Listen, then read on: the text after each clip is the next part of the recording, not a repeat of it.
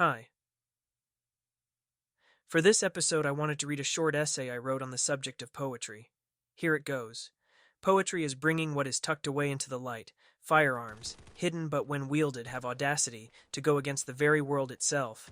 The world, stubborn against all semblance of change and stuck in its way seemingly for eternity, will only budge an inch when kicked off of its pedestal and cliff by poetry, which alone has the power to reform the world. When those sitting alone in quiet rooms for an escape discover poetry, they realize that poetry itself was indeed, after all, the true object of their desire and their love, and that they alone already had the power that they needed to take over the world through the force and breath-filled force of this same art. Its power is immense, but often unseen. Overlooked is the might of the poet's pen, and it is often not noticed until it deals a final killing fatal blow to its bitter enemies, leaving in their place a warning and a message for any future foes that may arise, many so filled with fear that they will never rise again and never attempt to attack the eternal monuments and loaded guns that tread the mighty battlements of these poems, that transcend form, transcend time and their own purpose.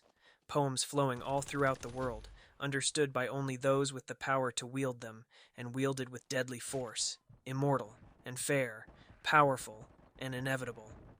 Instigator of eternal conflict, uprooting with truth the deep roots of all lies, clawing forward towards its future glory, unrestrained by any grave that attempts to quench its perpetual thirst for conquest, and its dominion echoing through time, enemies laying and bowing before its feet, conquering all through the power of its love and its truth, with no force brave enough to confront it.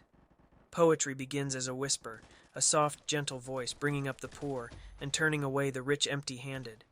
Poetry is the reason to stay alive, the simple idea swelling in a young writer's mind, invoking something more than the writer understood, but summarizes him whole, swallows his mind until consumed, power put the test, serves as an instant rebuke of those who would challenge it through all future generations.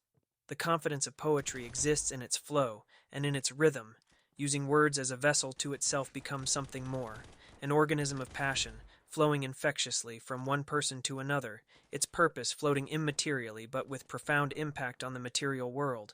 The bullet holes now forever of poetry exist all over the world, where the empires of tyrants once stood.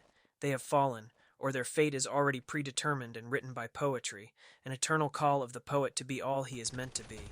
Days spent inside writing and breathing in the cold air of the winter by the light of the candle, absorbing the world, its conflict and its resolution toward love. Here is where the power begins. Things with such immaterial attributes show us the link between spirit and mind, between heart and body, life and what falsely call death. Poetry is indeed immaterial, but its monuments when built last forever. Thank you for listening. My name is Joey. Please subscribe.